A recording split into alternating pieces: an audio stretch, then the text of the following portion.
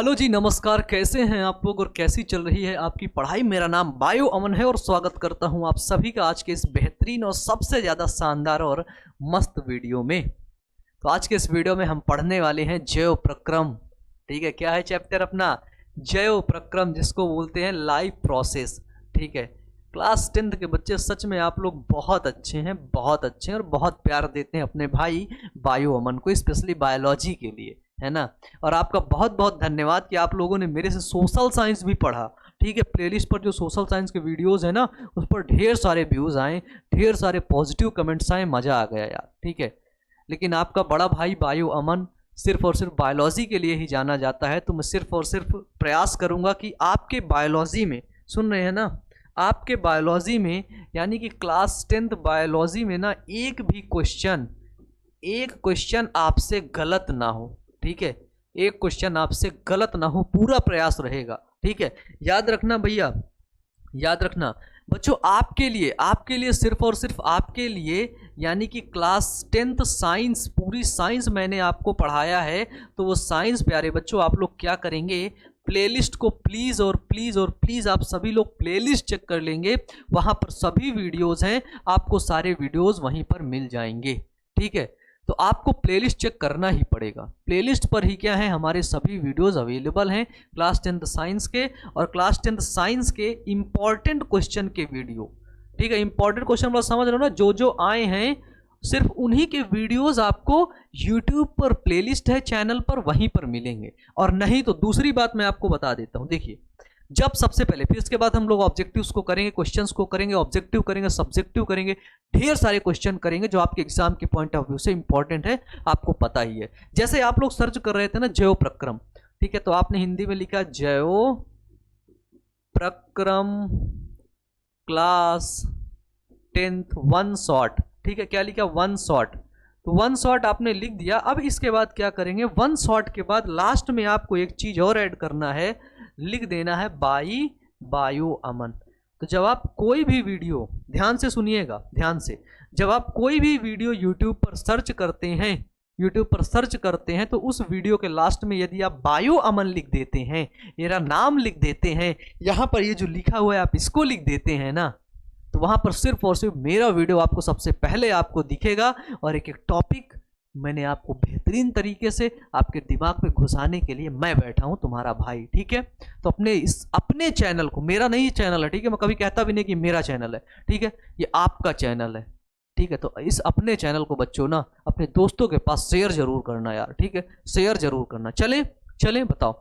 तो अब हम लोग चलेंगे अपने अगले क्वेश्चंस की तरफ। तो आज आपको बता दें, सबसे पहले बता देते हैं हम लोग पढ़ते क्या है। ठीक है, जल्दीबाजी कहीं की नहीं है, धीरे धीरे पढ़ेंगे, एक एक कॉन्सेप्ट को अच्छे से समझते हुए चलेंगे। ठीक है, तो आज हमारा चैप्टर है क्लास 10th बायोलॉजी में, जो चैप्टर है वो है जैव प्रक्रम। ठीक है, क्या है? जैव प्रक्रम। तो जैव प्रक्रम के आज हम लोग क्या पढ़ेंगे, क्वेश्चंस को देखेंगे। ठीक है, जैव प्रक्रम यानी कि लाइफ प्रोसेस।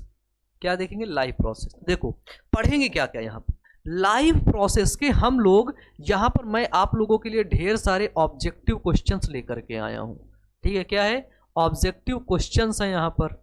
लेकिन ऑब्जेक्टिव क्वेश्चंस के साथ साथ मैं आपको जो मल्टीपल टाइप क्वेश्चन, जिसको एमसीक्यू बोलते हैं ना, अभी आप लोग अपना टेस्ट भी लीजिएगा कि आपके कितने सही हुए। ऑब्जेक्टिव क्वेश्चंस एमसीक्यूज हैं, और एमसीक्यूज के साथ साथ मैं आपके जो कॉन्सेप्ट नहीं क्लियर है ना, जो आपके कॉन्सेप्ट नहीं क्लियर हैं, कॉन्सेप्ट जो आपके क्लियर नहीं हैं, उन कॉन्सेप्ट को आज के इस वीडियो में हम क्या करेंगे, क्लियर करेंगे। ठीक है, क्लियर करेंगे। तो ऑब्जेक्टिव क्वेश्चंस के साथ आपके कॉन्सेप्ट भी, और आपके जितने भी इंपॉर्टेंट टॉपिक हैं जिससे जो है एग्जाम में आपके क्वेश्चन पूछे जाते हैं, उन सभी टॉपिक्स को आज के इस वीडियो में हम लोग डिस्कस करेंगे, बिल्कुल बेहतरीन तरीके से, बिल्कुल शानदार तरीके से। तो आज का ये वीडियो सच में बहुत ज़्यादा मज़ा आने वाला है।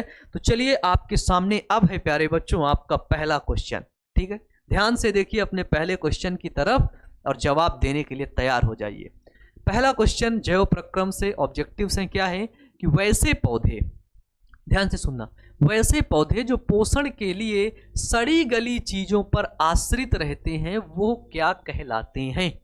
ठीक है, यानी कि बता रहा है कि कोई हमारे पास पौधा है, ठीक है, ठीक है, वो पौधा पोषण कहाँ से ले रहा है, तो वो पौधा पोषण ले रहा है किससे, तो वो ले रहा है सड़ी गली चीजों से। ठीक है, सड़ी गली चीजों से जब वो पोषण ले रहा है, तो जो भी सड़ी गली चीजों से पोषण लेता है उसको हम क्या कहते हैं। आपके पास पहला ऑप्शन है मृतजीवी, क्या है, मृतजीवी। दूसरा ऑप्शन है परजीवी, तीसरा है स्वपोषी, दूसरा है, चौथा है परपोषी। तो जो स्वपोषी होते हैं, स्वपोषी कौन होते हैं, स्वपोषी जिनको बोलते हैं ऑटोट्रॉपिक, है ना। ऑटोट्रॉपिक कौन होते हैं, तो आपको पता है ऑटोट्रॉपिक होते हैं आपके हरे पेड़ पौधे होते हैं, ठीक है, हरे पेड़ पौधे। स्वपोषी का मतलब जो अपना खाना खुद से बना ले। परपोषी का मतलब क्या होता है, जो किसी दूसरे जीव पर डिपेंड रहे, है ना, जो किसी दूसरे जीव पर डिपेंड रहे। इधर देखो, परजीवी का मतलब क्या होता है, जो किसी दूसरे जीव पर डिपेंड हो। ठीक है, जैसे मेरे आमाशय में कोई जीव रह रहा है, मेरी आंत में कोई जीव रह रहा है, फीताकृमी रह रहा है, तो वो परजीवी है, मेरे से यूं खाना ले रहा है, जिंदा है आराम से, वो परजीवी है। जो सड़ी गली चीजों से, ठीक है, पोषण प्रदान करता है उसको बोलते हैं, ऐसे पोषण को बोलते हैं मृतजीवी पोषण।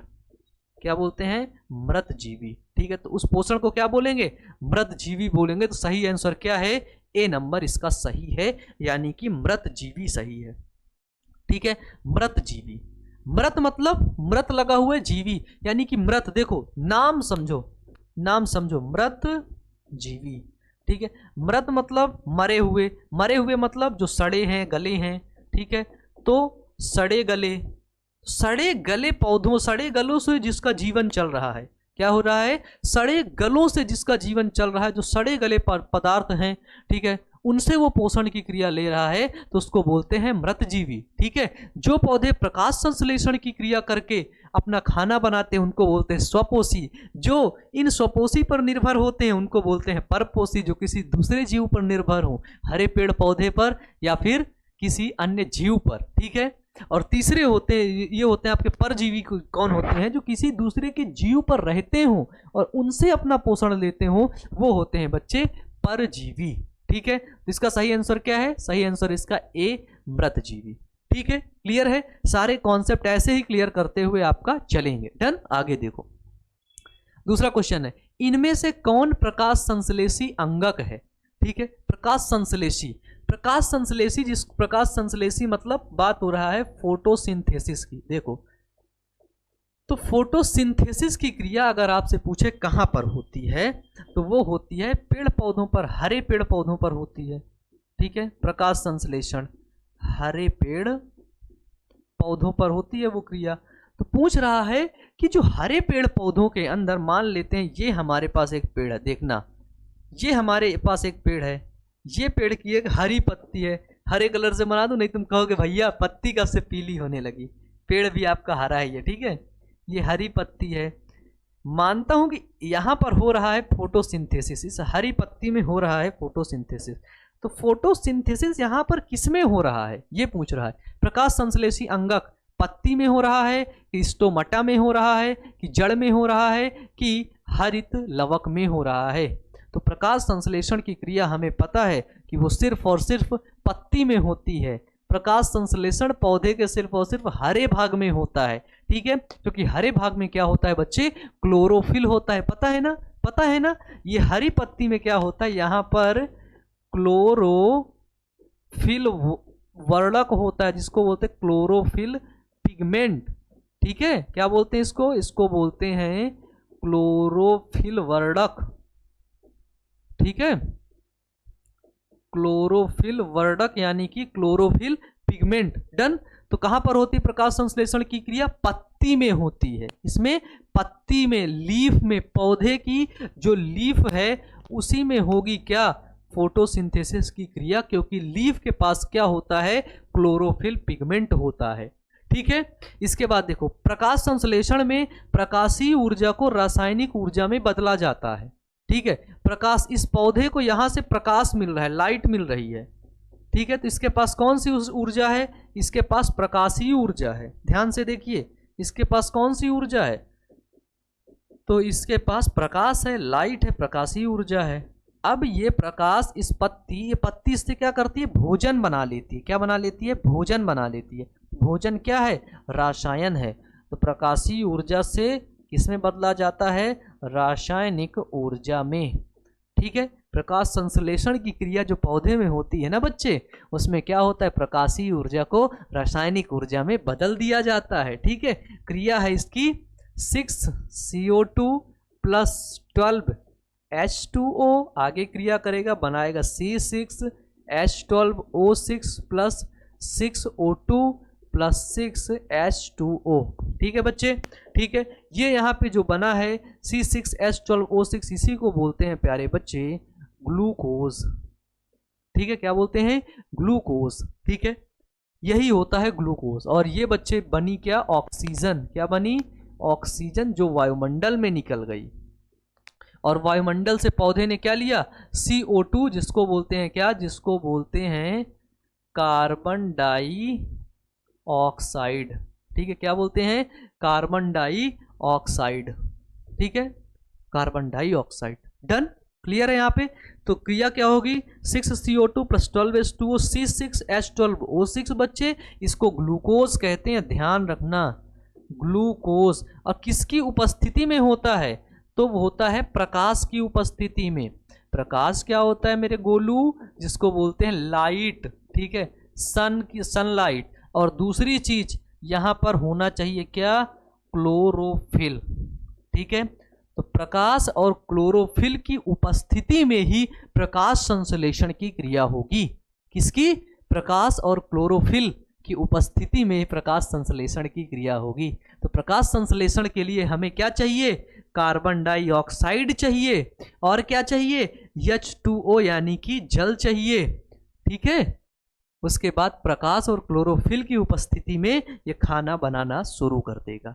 ठीक है, तो पौधे की जो पत्तियां होती हैं वो क्या होती है? वो एक प्रकार की किचन होती है, रसोई घर होती हैं। वहीं पर खाना बनता है। ठीक है, क्या बनता है? वहीं पर खाना बनता है बच्चे। क्लियर है भाई? Done, clear? बोलो जल्दी जल्दी बोलो, कमेंट बॉक्स में बताना कितने क्वेश्चन आपके सही हुए 30 क्वेश्चन में से।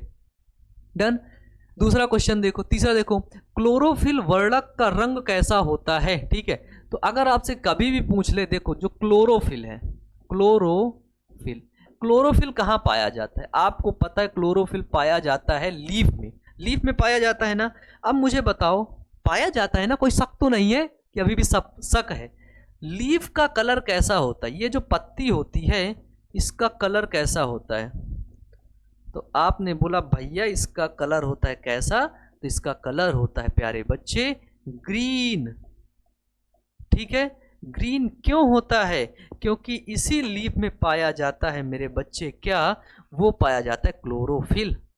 ठीक है, तो क्लोरोफिल के वजह से क्या होती है? ग्रीन लीफ होती है। अब क्लोरोफिल इसमें पाया गया, अब ये सनलाइट से क्रिया करके क्या करेगी? फूड का निर्माण करेगी। ठीक है, ये क्लोरोफिल क्या करेगी? इसको क्या चाहिए? अभी जल चाहिए, H2O चाहिए। देखो तीर बना रहा है, मतलब इसको चाहिए। और क्या चाहिए? CO2 चाहिए, कार्बन डाइऑक्साइड चाहिए। फिर ये क्या बनाएगी? C6H12O6 बनाएगी। और बाहर क्या निकालेगी? H2O बाहर निकालेगी। और O2 यानी कि ऑक्सीजन गैस बाहर निकालेगी। देखो ये चीजें ये ले रहा है ना, और ये दे रहा है। ऑक्सीजन पौधे को चाहिए, ये ऑक्सीजन, ये ऑक्सीजन कहाँ से जा रही है? वातावरण से जा रही है। ठीक है, ये जल कहाँ से आ रहा है? इसको जड़ से आ रहा है, रूट से आ रहा है। ठीक है, पौधे की जड़ से आ रहा है। अब ये ऑक्सीजन कहाँ पर छोड़ा? वातावरण में छोड़ा। और ऑक्सीजन का उपयोग किसने किया? किसने किया भाई? ऑक्सीजन का उपयोग हमने किया। जब हम सांस लेते हैं तो ऑक्सीजन हमारे अंदर जाती है। भाई आपके भी जाती है ना? बताइए, आप लोगों में जाती है ना? जाती है ना? जल्दी से तो एक बार दोस्तों के पास शेयर कर देना भैया। ठीक है, चलो, तो प्रकाश संश्लेषण के लिए क्लोरोफिल आवश्यक होता है। ठीक है, तो प्रकाश संश्लेषण के लिए क्या है? क्लोरोफिल आवश्यक है। ठीक है, अगर क्लोरोफिल नहीं होगा, अगर क्लोरोफिल नहीं होगा ना तो प्रकाश संश्लेषण की क्रिया बच्चे हो ही नहीं सकती, नहीं होगी। ठीक है, चलो अगला क्वेश्चन है 4, कौन से जीव प्रकाश संश्लेषण की क्रिया करते हैं। ठीक है, पूछ रहा है कि कौन से ऐसे जीव हैं जो प्रकाश संश्लेषण यानी कि फोटोसिंथेसिस की क्रिया करते हैं। ठीक है, अगर आपको फोटोसिंथेसिस प्रकाश संश्लेषण और डिटेल से पढ़ना है ना तो आप सर्च करना कभी प्रकाश संश्लेषण बाई बायो अमन, वहां पर मेरा वीडियो मिलेगा। ठीक है, मैंने आपको पढ़ाया है। ठीक है, जब बच्चे मैं पढ़ाने आया था 2000 बात है, ये 2019 की, 19 से 20 की बात है, तो बच्चे क्या था कि एक वीडियो मेरा वायरल हुआ था। आपको छोटी सी कहानी सुना दूं, एक वीडियो मेरा वायरल हुआ था और वो वीडियो था लाइफ प्रोसेस का, लाइफ प्रोसेस, यही चैप्टर है ना, प्रोसेस का जैव प्रक्रम का वीडियो मेरा क्या कर गया था, वायरल कर गया था। और उसमें करीब वो बहुत व्यूज़ ले आया था, 1-1.5 लाख पहुंचा, फिर 2 लाख पहुंच गया, व्यूज़ ले आया, ढेर सारे व्यूज़ ले आया। और पढ़ाने के तरीके को इतना ज़्यादा लोगों ने पसंद किया, इतना पसंद किया, इतना पसंद किया कि फिर उसके बाद मैं लगातार, उसके बाद भी मैं पढ़ा रहा था, लेकिन वीडियो डालने के करीब 6-7 महीने बाद वो वायरल हुआ था। और 6-7 महीने तक जब ये वायरल हुआ तो वो जो 6-7 महीने थे ना, उस 6-7 महीने में मैं पढ़ा ही रहा था। 6-7 महीने भी मैंने बहुत बेहतरीन तरीके से पढ़ाया। इसलिए यूट्यूब पर वीडियोस अगर आज आप देखेंगे मेरे चैनल पर तो लगभग आपको 1.5 के व्यूज़ जो है वीडियोस आपको देखने को मिलेंगे। लगभग 1500 प्लस वीडियोस हैं, है ना, यूट्यूब पर। ठीक है, सब बायोलॉजी के, सब बायोलॉजी के। आप लोगों ने बोला कि भैया हिस्ट्री पढ़ा दीजिए, हिस्ट्री की बहुत दिक्कत है, मैंने हिस्ट्री भी पढ़ाया आप लोगों को बेहतरीन तरीके से। उसकी भी प्लेलिस्ट पर लिंक है ना, प्लेलिस्ट पर सभी वीडियोस हैं, नहीं सर्च करना यूरोप में राष्ट्रवाद बाई बायो अमन, यूरोप में, भारत में राष्ट्रवाद बाई बायो अमन, मिल जाएगा वीडियो, है ना, देखना भैया। चलो, तो कौन सा जीव प्रकाश संश्लेषण की क्रिया करता है? ऑप्शन है हमारे पास परजीवी, दूसरा है मृतजीवी, तीसरा है स्वपोषी और चौथा है परपोषी। पहला ऑप्शन है परजीवी, जो किसी दूसरे जीव के अंदर रह करके पोषण प्रदान करता है, तो ये प्रकाश संश्लेषण करेगा ही नहीं। ठीक है, तीसरा है मृतजीवी, यानी कि अपना जीवन कहाँ से कर रहा है, ये अपना जीवन कहाँ से कर रहा है, मृत सड़े गले पदार्थों से अपना जीवन ले रहा है, कहाँ से करेगा, ये भी फोटोसिंथेसिस नहीं करेगा। तीसरा है स्वपोषी, स्व मतलब क्या होता है, खुद से खाना बना लेना, ये खुद से खाना बनाता है। तो प्रकाश संश्लेषण जो होता है वो किसमें होता है, ऑटोट्रॉपिक नेचर के होते हैं। कौन? आपके पेड़ पौधे, प्लांट्स। ठीक है, तो प्लांट्स क्या होते हैं, स्वपोषी होते हैं। ऑटोट्रॉपिक मतलब होता है बच्चे स्वपोषी, तो ये क्रिया स्वपोषी होते हैं। तो जो पौधे होते हैं ना, ये अपना खाना खुद से बना लेते हैं। ठीक है, ये खाने पर किसी और पर डिपेंड नहीं होते हैं कि किसी और पर डिपेंड होते हैं। इन पौधों के पास है पत्तियां, और सुबह हुई प्रकाश संश्लेषण की क्रिया होने लगी, क्या होने लगा, खाना टकाटक बनने लगा, है ना, खाना बनने लगा। शाम को सब मिल बांट के खा लिए, आराम से सो गए। ठीक है, किसी को, इनको कोई दिक्कत नहीं है खाने को, है ना। दिन भर हवा लिए, आसपास कोई आया उसको घूरे, बगल वाले पेड़ से बात किए, मस्ती किए, बस हो गया। चल के नहीं जाते कि चल के चले जाए बात करने, नहीं, बगल वाले पेड़ कैसे इशारे में गया, और भाई क्या हाल है, जलवे है, ऐसे बात कर लेते हैं बस। ठीक है, तो ये सभी कैसे होते हैं, ऑटोट्रॉपिक नेचर के होते हैं। डन, क्लियर है यहाँ पर। अब देखिए, ये सही आंसर क्या होगा, स्वपोषी, क्योंकि जो परजीवी हैं, परपोषी, सॉरी परपोषी, पर मतलब किसी दूसरे पर, पोषी मतलब पोषण के लिए, है ना, किसी दूसरे पर पोषण के लिए डिपेंडेंट हैं, ये किसी दूसरे पर निर्भर हैं। अगर वो खाना नहीं बनाएगा तो ये मर जाएंगे, है ना, जिस तरीके। डन, चलो 5वां नंबर क्वेश्चन बच्चे, अगला क्वेश्चन देखते हैं। अगला क्वेश्चन है, प्रकाश संश्लेषण की क्रिया में ऑक्सीजन बाहर निकलता है। देखो, मैं आपको सबसे पहले बता दूं कि ये प्रकाश संश्लेषण ना, जिसको बोलते हैं फोटोसिंथेसिस, ठीक है, तो ये जो फोटोसिंथेसिस है ना, ये टॉपिक ही प्यारे बच्चों बहुत इंपॉर्टेंट है।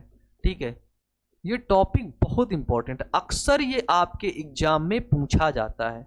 ठीक है, यहाँ से क्वेश्चन तो आने तय हैं, इसीलिए मैंने आपको ये ढेर सारे जो क्वेश्चन यहाँ पर एमसीक्यू लाया हूँ वो डिजाइन करके लाया हूँ, जो जो क्वेश्चन, जो जो एमसीक्यूज पूछे जाते हैं उन्हीं उन्हीं को मैं आपको पढ़ाऊं, ठीक है। तो प्रकाश संश्लेषण की क्रिया में ऑक्सीजन बाहर निकलता है, किसके द्वारा ऑक्सीजन बाहर निकलता है? पहला, जल से। ऑक्सीजन क्या जल से बाहर निकलता है?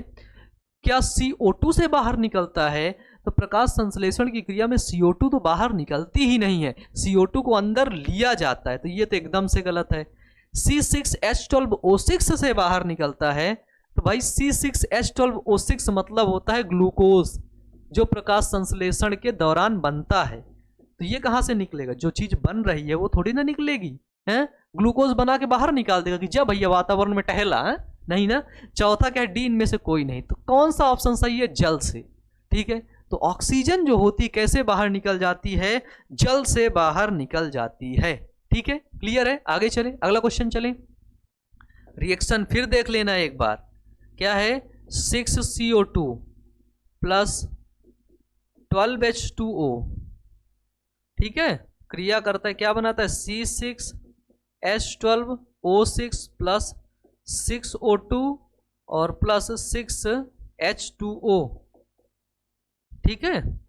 ये आपकी रिएक्शन है, ठीक है, प्रकाश संश्लेषण की रिएक्शन। ये देखिए यहां पर लिखी हुई है, ये देखिए C6CO2 प्लस 12H2O। ये reaction very very very important है, ठीक है, इंपॉर्टेंट है।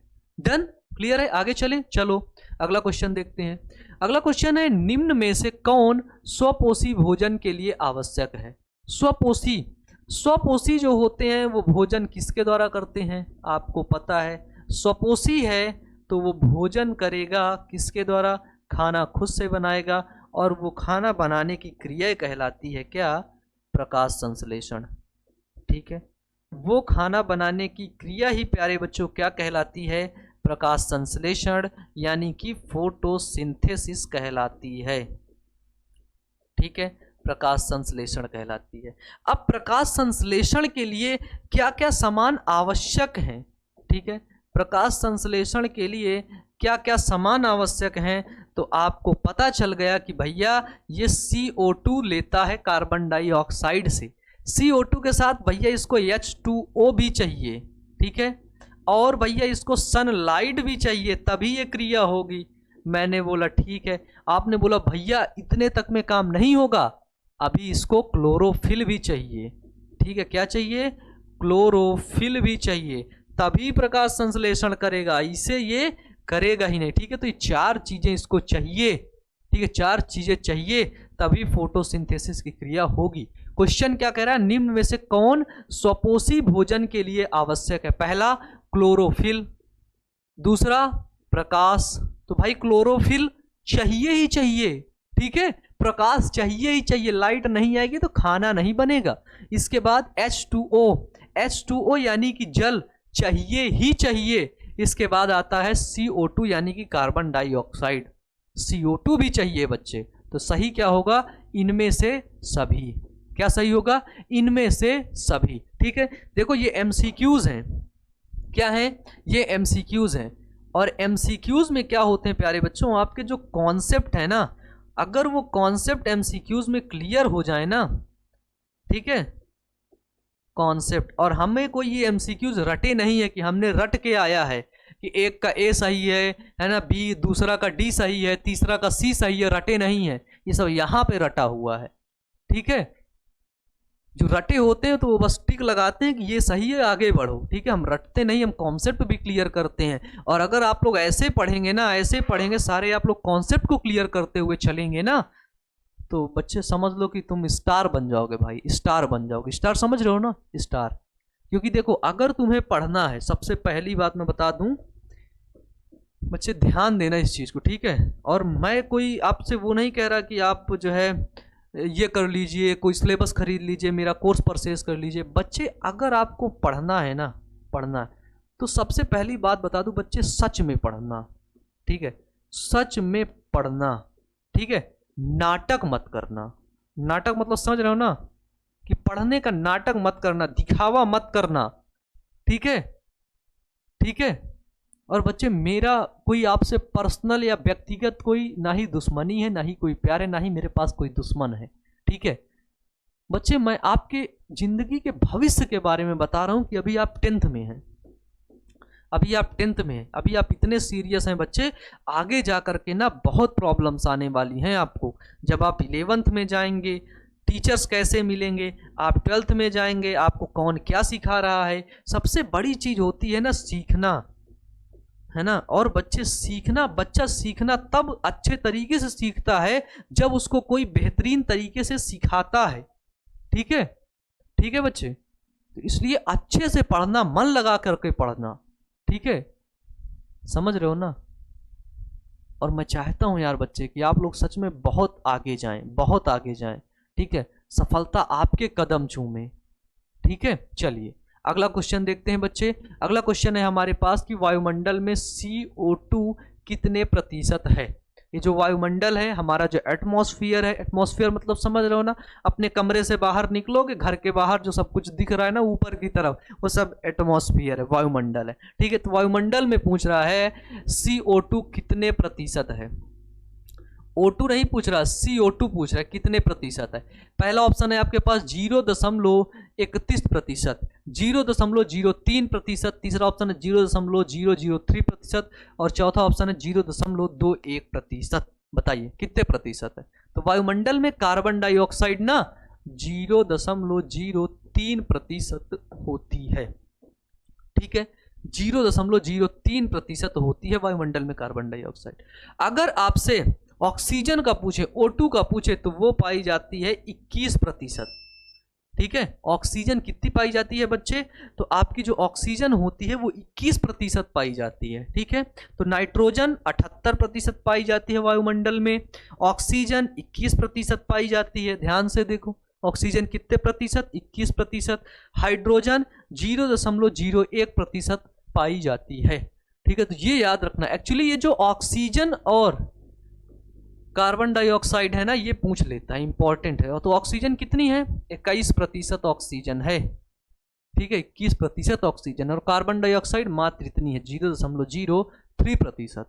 ठीक है, बोलिए क्लियर है यहाँ तक। जल्दी से कमेंट कर दिया करिए भैया, आप लोग कमेंट भी करिए। ठीक है, चलो, प्रकाश संश्लेषण यानी कि जो फोटोसिंथेसिस की क्रिया होती है वो कब होती है।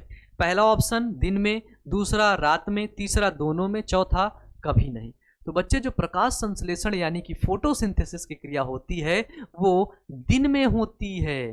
ठीक है, कब होती है, दिन में होती है। ठीक है, जब आप 11th में जाएंगे, 11th में जाएंगे तो 11th में आपको एक चैप्टर पढ़ना पड़ेगा बायोलॉजी का, और उसे मैं ही पढ़ाऊंगा। ठीक है, बेहतरीन तरीके से, वो है उच्च पादपों में प्रकाश संश्लेषण। तो वहां पर आप देखेंगे कि प्रकाश संश्लेषण कहाँ पर होता है, पौधे में होता है। पौधे के किस भाग में होता है, तो आपको पता है कि प्रकाश संश्लेषण पौधे के पत्ती में होता है। मैंने बोला ठीक है, पत्ती के किस भाग में होता है, तो पता है कि भैया पत्ती के अंदर एक पाई जाती कोशिका, कोशिका के अंदर पाया जाता है क्लोरोप्लास्ट। ठीक है, क्लोरोप्लास्ट जिसको बोलते हैं प्यारे बच्चों हिंदी में हरित लवक, तो उसी हरित लवक में होता है। हरित लवक के अंदर क्या क्या होता है, ग्रेना होता है, स्टोमा होता है, वहां पर आपको पढ़ाएंगे ग्रेना में क्या होता है, स्टोमा में क्या होता है, लाइट फोटो रिएक्शन फोटोसिंथेसिस क्या है, डार्क फोटोसिंथेसिस क्या है, सब बताएंगे 11th में। कहाँ पे,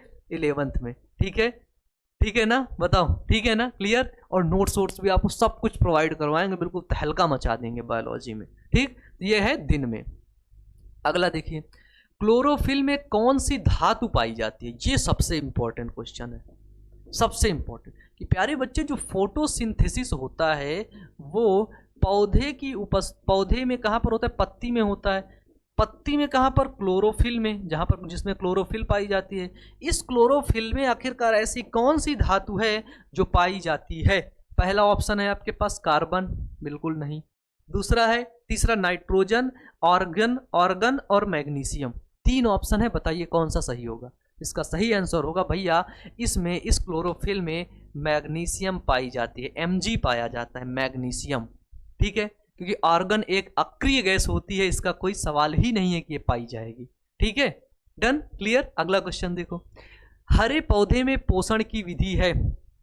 हरे पौधे, ठीक है, हरे पौधे पोषण, कौन सा पोषण करते हैं, पोषण की कौन सी विधि है, स्वपोषी, परपोषी, परजीवी, प्राणी संपोषण।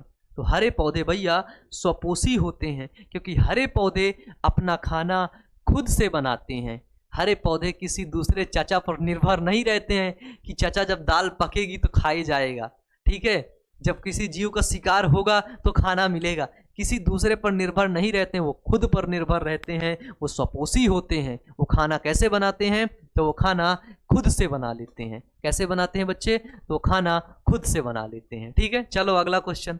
अगला क्वेश्चन है कि कवक में पोषण की कौन सी विधि है?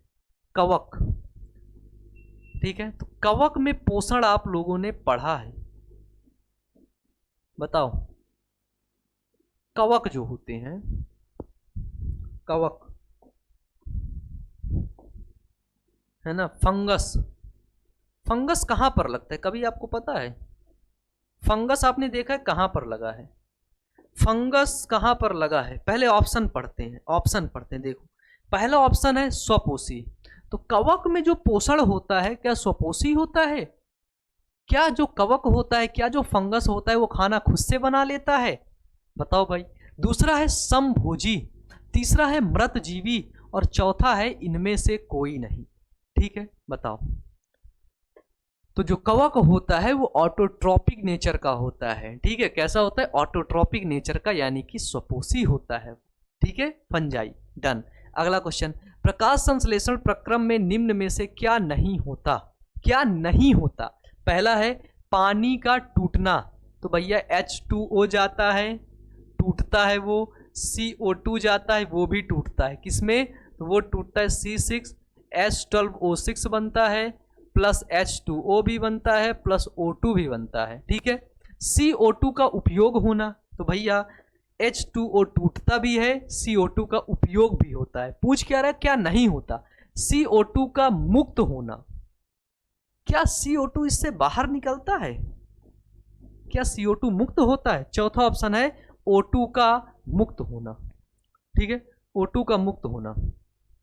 ठीक है, क्या CO2 मुक्त होती है? क्या O2 मुक्त होता है? बताइए, क्या मुक्त होता है? तो O2 का मुक्त होना। प्रकाश संश्लेषण में क्या नहीं होता है? तो आपका CO2 का मुक्त होना ये नहीं होता है। ये देखो, क्योंकि प्रकाश संश्लेषण की क्रिया में ऑक्सीजन तो मुक्त हो ही रही है। देखो, ऑक्सीजन भी मुक्त हो रही, जल भी टूट रहा, CO2 कार्बन डाइऑक्साइड भी टूट रहा, लेकिन CO2 मुक्त नहीं हो रही है। CO2 वायुमंडल में नहीं जा रही है, CO2 मुक्त नहीं हो रही है ना। चलो अगला क्वेश्चन देखो, प्रकाश संश्लेषण में निम्न में से कौन से कच्चे पदार्थ की आवश्यकता नहीं है? किस कच्चे पदार्थ की आवश्यकता प्रकाश संश्लेषण में नहीं है? पहला O2, दूसरा CO2, तीसरा H2O, चौथा क्लोरोफिल। तो हमें क्लोरोफिल भी चाहिए, H2O भी चाहिए, CO2 भी चाहिए, O2 नहीं चाहिए। O2 की आवश्यकता नहीं है, O2 हम खुद बना करके निकाल देंगे। ठीक है, प्रकाश संश्लेषण के दौरान ऑक्सीजन तो हम खुद बना देंगे, तुम हमारे से ऑक्सीजन ले जाना, है ना, झोला भर ले जाना ऑक्सीजन। अगला क्वेश्चन है, स्टोमाटा पौधे के किस अंग में पाए जाते हैं? ठीक है, तो याद रखना, प्लांट्स के अंदर, पौधे के अंदर ही पाए जाते हैं क्या? स्टोमाटा। ठीक है, स्टोमाटा जिसको प्यारे बच्चों बोलते हैं रंध्र। ठीक है, रंध्र का काम क्या होता है? गैसों का आदान प्रदान करते हैं। ठीक है, और इसी से वाष्पोत्सर्जन की क्रिया होती है। कौन सी? ट्रांसपीरेशन की, यानी कि वाष्पोत्सर्जन की क्रिया इसी प्यारे बच्चे रंध्र के द्वारा ही होती है ना। जब आप सुबह सुबह, आपको कभी ध्यान होगा कि जब आप सुबह सुबह टहलने के लिए जाते हो तो जो आसपास आपके जो पत्तियां होती हैं बच्चे, उन पत्तियों के बीच में, उन पत्तियों पे पानी आया होता है। और कभी आप देखे होंगे कि वो पानी ऊपर की तरफ नहीं आता, पानी नीचे की तरफ आता है। तो स्टोमाटा पाया कहाँ पर जाता है? तो स्टोमाटा पाया जाता है प्लांट की प्यारे बच्चों लीफ पर, पत्ती पर, और पत्ती के आगे वाले भाग पर नहीं। मान लेते हैं ये पत्ती है, ठीक है, तो ये पत्ती का आगे वाला भाग है, तो आगे वाले भाग पे नहीं प्यारे बच्चों, नीचे वाले भाग पे पाया जाता है। ठीक है, क्योंकि अगर आगे वाले भाग पे होगा तो सूर्य का प्रकाश पड़ेगा, वाष्पोत्सर्जन की क्रिया ज्यादा होगी, यानी कि पानी का, जल का ह्रास ज्यादा होगा। ठीक है, और अगर जल का ह्रास प्यारे बच्चों ज्यादा हो रहा है तो आपको पता है कि अगर पानी ज्यादा मात्रा में निकलेगा तो क्या होगा? तो पौधे को पानी और चाहिए होगा, है ना, पौधे को जल और चाहिए होगा। तो इसीलिए पौधे की पत्तियां ऐसे, इधर सूर्य आ रहा है तो स्टोमाटा इधर पीछे की तरफ है, ठीक है। तो स्टोमाटा किस अंग में पाया जाता है? तना में, जड़ में, पत्ती में, सभी में। तो प्यारे बच्चों ये पत्ती में पाया जाता है, और याद रखना जड़ में स्टोमाटा नहीं पाया जाता है, ठीक है। रूट में हमेशा हमेशा, ये क्वेश्चन आप मतलब दिमाग में बना लो, है ना। जब आप 12th में आओगे, जब आप 11th में आओगे, 11 12th में, तो बच्चे पता है क्या होता है, 11 12th में आपको बायोलॉजी के अंदर दो चीज़ें पढ़नी पड़ेंगी। एक होगा जूलॉजी के कुछ चैप्टर होंगे, एक होगा बॉटनी के, ठीक है। तो आपको प्लांट्स के बारे में पढ़ना पड़ेगा वहाँ पर, और जूलॉजी यानी कि एनिमल्स के बारे में, ठीक है। तो वहाँ पर जब आप प्लांट्स के बारे में पढ़ते हैं तो डिटेल से पढ़ते हैं कि उसकी पत्ती की संरचना कैसी होती है, स्टोमाटा क्या होता है, सब कुछ वहाँ पर पढ़ेंगे डिटेल से। लेकिन यहाँ पर अभी आपको इतनी चीज़ें जानकारी होनी चाहिए क्योंकि आप क्लास 10th में हैं, ठीक है, और 10th में ये सब आपके सिलेबस में है बच्चे, ठीक है, ठीक है, समझ रहे हो ना। तो अपने दोस्तों के पास वीडियो को प्लीज़ यार बच्चे शेयर करना, हर एक बच्चे तक शेयर करना भाई, ठीक है। चलो अगला क्वेश्चन है, पौधे में वाष्पोत्सर्जन किस भाग से होता है? लो भाई, लो क्वेश्चन आ गया, लो भाई पकड़ो क्वेश्चन को अपने, ये आपका क्वेश्चन है, मेरा नहीं है। पौधों में वाष्पोत्सर्जन किस भाग से होता है? पहला जड़ से होता है, पत्ती से होता है, फूल से होता है, तना से होता है, बताओ। वाष्पोत्सर्जन की क्रिया पौधे किस भाग से करते हैं? अभी बताया भैया, अभी बताया कि वाष्पोत्सर्जन यानी कि वाष्प का निकलना। पौधे अपने शरीर से पानी कैसे निकालते हैं? रंध्र से। रंध्र से वो क्रिया क्या कहलाती है? वाष्पोत्सर्जन, ट्रांसपीरेशन। तो पौधे ट्रांसपीरेशन किस भाग से करते हैं? तो वो करते हैं लीफ से, पत्ती से, क्योंकि पत्ती के पास पाए जाते हैं स्टोमाटा। स्टोमाटा यानी कि प्यारे बच्चों पत्ती के पास पाया जाता है रंध्र, है ना। क्या पाया जाता है? रंध्र। और उसी रंध्र से पौधे क्या करते हैं? इसको बाहर निकालते हैं, ठीक है। तो क्या सही होगा? पौधे में वाष्पोत्सर्जन किस भाग से होता है? तो वो होता है आपका पत्ती से, ठीक है। किस भाग से? पत्ती से। अगला क्वेश्चन 16 नंबर क्वेश्चन, पौधे में गैसों का निष्कासन के लिए किस क्रिया का उपयोग होता है? पौधे में गैसों का निष्कासन के लिए, ठीक है, गैस निकलते हैं। तो मैंने आपको क्या बताया, ये जो रंध्र है ना, इससे वाष्पोत्सर्जन होता है और दूसरा काम होता है गैसों का आदान प्रदान, ठीक है, गैसों का आदान प्रदान, ठीक है, गैसों का आदान प्रदान भी होता है। तो यही क्वेश्चन यहाँ पे पूछ बैठा कि बताओ गैसों के निष्कासन के लिए कौन सा अंग होता है? परासरण, वाष्पोत्सर्जन, विसरण और परिवहन। तो जब आपसे पूछे गैसों का निष्कासन किसके द्वारा होता है, तो इसे रंध्र स्टोमाटा के द्वारा होता है। कौन सी क्रिया होती है? तो वो क्रिया कहलाती है आपकी विसरण के द्वारा, ठीक है। गैस वाष्पोत्सर्जन के द्वारा तो जल निकलता है ना, बताओ भैया, वाष्पोत्सर्जन के द्वारा तो जल निकलता है ना, पानी, ठीक है। तो विसरण के द्वारा क्या होगा? गैस निकलेगी। अगला क्वेश्चन है, प्रकाश संश्लेषण के लिए आवश्यक कच्ची सामग्री कार्बन डाइऑक्साइड और जल पौधे को कहाँ से प्राप्त होते हैं? कहाँ से प्राप्त होते हैं? तो हमें पता है CO2 उसको प्राप्त होता है कहाँ से? वातावरण से, ठीक है। और H2O उसको कौन दे जाता है? तो H2O उसको जड़ दे जाती है ना, रूट दे जाती है, ठीक है। जड़ में दो प्रकार के ऊतक पाए जाते हैं, एक होता है जाइलम ऊतक, एक होता है फ्लोएम ऊतक। तो कौन सी ऊतक लेकर के आती हैं? तो जल का जो परिवहन होता है, ठीक है, जल का परिवहन, ठीक है, जल का परिवहन जाइलम ऊतक करते हैं, ठीक है। जल का परिवहन कौन सा ऊतक करता है? तो जल का परिवहन प्यारे बच्चों जाइलम ऊतक करता है, ठीक है। तो कहाँ से प्राप्त होती है? ए नंबर भूमि से, बी नंबर वातावरण से, सी नंबर दोनों से, चौथा नंबर है जो है सूर्य से। तो भैया भूमि से भी प्राप्त होता है, वातावरण से, यानी कि सही आंसर क्या है? दोनों से। क्या है बच्चे? दोनों से, ठीक है, दोनों से। अगला क्वेश्चन देखिए, मनुष्य के मुख्य उत्सर्जी अंग हैं। मुख्य उत्सर्जी अंग की बात कर रहे हैं, तो भैया श्वसन भी उत्सर्जी अंग के अंदर आता है, ठीक है। उत्सर्जी पदार्थ को बाहर निकालता है, CO2 को बाहर निकालता है, ठीक है। ह्यूमंस का main excretory organ, main excretory organ, ठीक है। तो ह्यूमंस का मेन एक्सक्रीटरी ऑर्गन पहला रक्त, फेफड़ा, श्वसन, वृक्क। वृक्क प्यारे बच्चों जिसको बोलते हैं किडनी।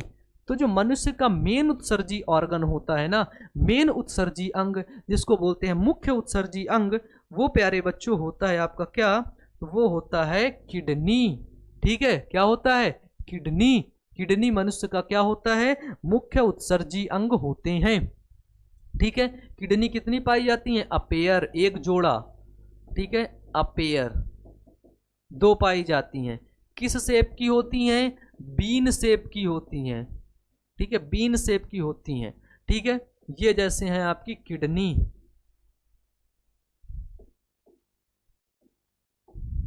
ठीक है, किडनी कितनी होती हैं, 2 होती हैं। किडनी की इकाई क्या होती है, किडनी की यूनिट क्या होती है, तो किडनी की यूनिट होती है नेफ्रॉन, यानी कि नेफ्रॉन से मिलकर के बनी होती है किडनी। ठीक है, दूसरा क्वेश्चन, मनुष्य में वृक्क किस तंत्र से संबंधित है, वृक्क किडनी किस तंत्र से संबंधित है, उत्सर्जी अंग है भैया।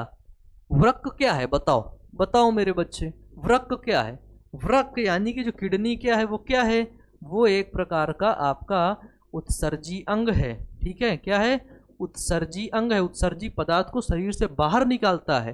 ठीक है, तो वृक्क किस तरह किस जो है तंत्र से संबंधित है, पोषण, श्वसन, परिवहन, उत्सर्जन। तो भैया वृक्क जो संबंधित है वो संबंधित है आपका उत्सर्जन से, है ना, शरीर से अपशिष्ट पदार्थों को बाहर निकालता है। वृक्क के पास अपशिष्ट पदार्थ लाता कौन है, तो वो लाता है ब्लड। ठीक है, ब्लड के पास क्या होता है, ब्लड के पास होगा अपशिष्ट पदार्थ।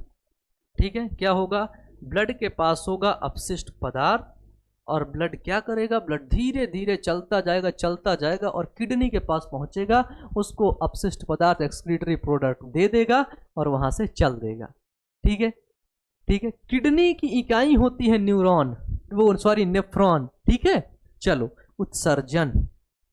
अगला क्वेश्चन प्यारे बच्चों, वृक्क की क्रियात्मक इकाई है, वृक्क की क्रियात्मक इकाई यानी कि जो वृक्क होती है, ये जो किडनी आपने देखा अभी, ठीक है, ये जो किडनी है, ये किडनी पे जो इसकी जो क्रियात्मक इकाई है वो क्या है, कौन है जो इसमें काम करता है, तो इसके अंदर प्यारे बच्चों जो काम करने वाली इकाई है उसको बोलते हैं नेफ्रॉन।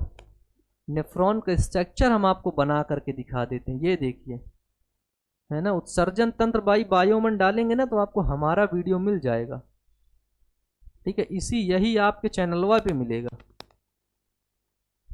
देखो ये गलत हो गया यार, ये लाइन इस तरफ से आनी चाहिए, यहां से। ठीक है, ये देखो, यहाँ से ब्लड वेसल प्यारे बच्चों इंटर करती है, यहाँ से बाहर निकल जाती है।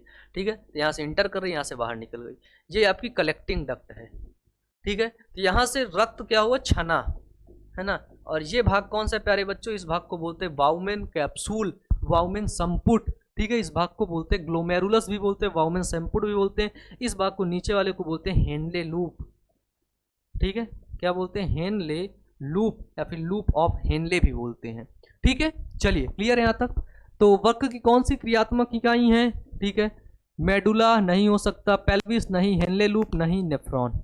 नेफ्रॉन क्रियात्मक इकाई होती है और नेफ्रॉन का एक भाग होता है हेनले लूप, और इसको बोलते हैं बोमेन संपुट। क्या बोलते हैं, बोमेन संपुट। और इस भाग को बोलते हैं क्या, इस भाग को बोलते हैं ग्लोमेरुलस, ग्लोमेरुलस। ठीक है, क्या बोलते हैं, ग्लोमेरुलस। क्लियर है, क्लियर है, बताइए, और क्लियर होना भी चाहिए भैया, है ना। अगला क्वेश्चन है, हानिकारक पदार्थों को शरीर से बाहर निकालने के तंत्र को क्या कहते हैं। ठीक है, हानिकारक पदार्थ जो शरीर के अंदर हैं उसको बाहर निकालने का जो तंत्र होता है उसको क्या कहते हैं, पाचन तंत्र नहीं, तंत्रिका तंत्र बिल्कुल नहीं, परिसंचरण तंत्र बिल्कुल नहीं भाई, है मजाक कर रहे हो क्या, उत्सर्जन तंत्र कहते हैं। उत्सर्जन तंत्र का मतलब क्या है कि जो शरीर के अंदर जितने भी अपशिष्ट पदार्थ हैं उन अपशिष्ट पदार्थों को बाहर निकालेगा। उत्सर्जी अंग कौन से होते हैं, तो उत्सर्जी अंग हैं आपके किडनी।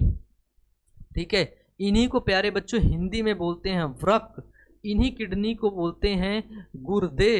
क्या बोलते हैं, तो इन्हीं किडनी को बोलते हैं प्यारे बच्चों गुर्दे। ठीक है, अगला क्वेश्चन है, शरीर में सबसे छोटी रक्त वाहिका है। सबसे छोटी रक्त वाहिका, पहली धमनी, केशिकाएं, सिरा, वेना केवा। तो प्यारे बच्चों, जो सबसे छोटी रक्त वाहिका उसको बोलते हैं केशिका। क्या बोलते हैं? केशिका। तो जो केशिका होती है ना, क्या जो आपकी केशिका होती है शरीर के अंदर जो पाई जाती है केशिका, केशिका सबसे छोटी रक्त वाहिका होती है। ठीक है मेरे गोलू, मेरे मोलू, क्लियर है भाई? क्लियर है? बताओ, मजा आ रहा है ना? किसी को कोई दिक्कत तो नहीं? अगर दिक्कत है तो कमेंट करके बता दो भाई। हाँ, दिक्कत तो नहीं? बताओ बताओ बताओ। अगला क्वेश्चन है कि मानव हृदय में कितने कोष्ठक पाए जाते हैं? ह्यूमन हार्ट की बात कर रहा भाई। किसकी बात कर रहा? ह्यूमन हार्ट की बात कर रहा। ह्यूमन हार्ट कितने चेंबर पाए जाते हैं? 4 चेंबर। कितने चेंबर प्यारे बच्चे? 4 चेंबर। ऊपर 1 2, ऊपर 2, नीचे 2, टोटल कितने चेंबर प्यारे बच्चों? Total 4 chamber. तो ह्यूमन हार्ट, हमारा हार्ट किधर स्थित होता है? हल्का सा किधर? Left side. राइट साइड मत बोल देना, ठीक है, कि भैया भैया राइट साइड स्थित होता है जय हार्ट, ठीक है, नहीं, राइट साइड नहीं होता। ऊपर वाले को बोलते हैं आलिंद। ऊपर वाले जो दोनों चेंबर होते हैं उसको बोलते हैं आलिंद, और नीचे वाले को बोलते हैं प्यारे बच्चे निलय। क्या बोलते हैं? निलय। ठीक है, ऊपर वाले को बोलते हैं, इंग्लिश में बोलेंगे ऑरिकल, ऑरिकल, और नीचे वाले को बोलेंगे प्यारे बच्चों वेंट्रिकल। ठीक है, एक होता है, देखो इधर वाला जो हुआ लेफ्ट, ठीक है, क्या हुआ? सॉरी राइट, तो क्या हुआ? राइट ऑरिकल हुआ, RA। ये क्या हुआ? लेफ्ट ऑरिकल हुआ। ये क्या है? राइट वेंट्रिकल है, RV। ये क्या है? Right auricle, sorry left auricle है, लेफ्ट वेंट्रिकल। नीचे वाले तो वेंट्रिकल है ना, लेफ्ट वेंट्रिकल है। डन। कितने कोष्ठक होते हैं? 4 होते हैं भाई। कितने होते हैं? 4 होते हैं। क्लियर? क्लियर भैया? अगला क्वेश्चन, लार में निम्नलिखित में से कौन सा एंजाइम पाया जाता है? लार में आपका पूछ रहा है, ठीक है। सलाइवरी ग्लैंड कितनी होती हैं? 3 सलाइवरी ग्लैंड होती हैं, ठीक है। और लार में कौन सा एंजाइम पाया जाता है?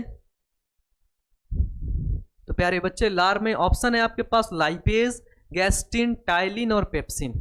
जब मैं आपको ह्यूमन डाइजेस्टिव सिस्टम पढ़ाया था, और अगर आपको अभी तक नहीं मिला है ना वीडियो, तो आप लोग क्या करेंगे? जा करके यूट्यूब पर सर्च करेंगे भैया, ह्यूमन डाइजेस्टिव सिस्टम, मानव पाचन तंत्र बाई बायो अमन लिखेंगे, मेरा वीडियो मिलेगा। ठीक है, ठीक है, डन। चलो बच्चे, चलो। तो कौन सा एंजाइम पाया जाता है? वो पाया जाता है टाइलिन, ठीक है, टाइलिन पाया जाता है।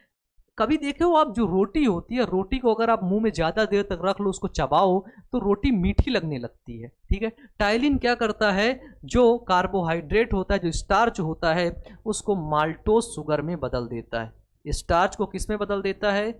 माल्टोज शुगर में, माल्टोज शर्करा में, ठीक है। रोटी में क्या होता है? रोटी स्टार्च होती है भाई, स्टार्च होता है ना, उसमें कार्बोहाइड्रेट होता है, स्टार्च होता है, किस में बदल दिया? माल्टोज शुगर में। जब स्टार्च शुगर में बदल गया तो मीठा लगने लगा। क्या लगने लगा? मीठा लगने लगा। किसने बदला? टाइलिन एंजाइम ने बदला। टाइलिन कहाँ पर पाया जाता है? तो वो पाया जाता है लार में, लार ग्रंथि में पाया जाता है ना। मानव पाचन तंत्र ऐसे पढ़ोगे भैया, ठीक है, टाइलिन। डन। अगला क्वेश्चन है, श्वसन क्रिया से मानव शरीर में होता है। जब श्वसन की क्रिया होती है तो मानव शरीर के अंदर क्या होता है, ये समझो। तो कोशिकाओं का निर्माण होता है। बिल्कुल गलत, भद्दा सवाल। कोशिकाओं का निर्माण किसके द्वारा होता है? एक कोशिका है, उससे 2 कोशिका बनी, किसके द्वारा? ये सेल है, इस सेल में डिवीजन हो रहे हैं, तो सेल के अंदर होते हैं डिवीजन, ठीक है। कोशिका का होता है विभाजन, ठीक है, कोशिका विभाजन के द्वारा ही होता है तो कोशिकाओं का निर्माण, ठीक है। ग्लूकोज का निर्माण होता है, तो श्वसन क्रिया में ग्लूकोज का निर्माण होता है। खाना खाते हैं, उससे ग्लूकोज जाता है, ठीक है, श्वसन से नहीं आता। प्रोटीन का निर्माण होता है, गलत। ग्लूकोज का ऑक्सीकरण होता है श्वसन में। ग्लूकोज का ऑक्सीकरण किसकी उपस्थिति में? ऑक्सीजन की उपस्थिति में, प्रेजेंस ऑफ ऑक्सीजन। ऑक्सीजन की उपस्थिति में ग्लूकोज का ऑक्सीकरण होता है। इसी क्रिया को बोलते हैं श्वसन की क्रिया, ठीक है। ग्लूकोज टूटता है, उससे क्या बनते हैं 38 एटीपी का निर्माण होता है, एडिनोसिन ट्राइफॉस्फेट। ये एडिनोसिन ट्राइफॉस्फेट क्या होते हैं, ये ऊर्जा के पैकेट होते हैं। ठीक है, तो आपको बता दें ऑक्सीजन का योग या हाइड्रोजन का त्याग ऑक्सीकरण कहलाता है। ठीक है, तो ऑक्सीकरण होता है किसका, ग्लूकोज का, ध्यान रखना, ध्यान रखना। ठीक है, श्वसन क्रिया के दौरान कितनी प्रतिशत ऊर्जा ताप के रूप में निष्कासित होती है। ठीक है, पूछ रहा है कि कितनी प्रतिशत जो ऊर्जा है वो ताप के रूप में यानी कि टेम्परेचर के रूप में शरीर से बाहर की तरफ निकलती है। ठीक है, आपके पास 4 ऑप्शन दिए गए हैं। पहला 40%, 40.1, 50%, 20%, 30%। बताइए बताइए भैया। तो लगभग हम बता दें आपको, लगभग 20% ऊर्जा बाहर निकलती है, किस रूप में, ताप के रूप में। अगला क्वेश्चन है, वह प्रक्रम जिनके द्वारा शरीर में ऊर्जा का उत्पादन होता है कहलाता है। किसके द्वारा ऊर्जा का उत्पादन होता है बताओ, वो होता है श्वसन के द्वारा। ठीक है, श्वसन क्या होता है, ऑक्सीजन की उपस्थिति में, ऑक्सीजन की उपस्थिति में ग्लूकोज का ऑक्सीकरण। ठीक है,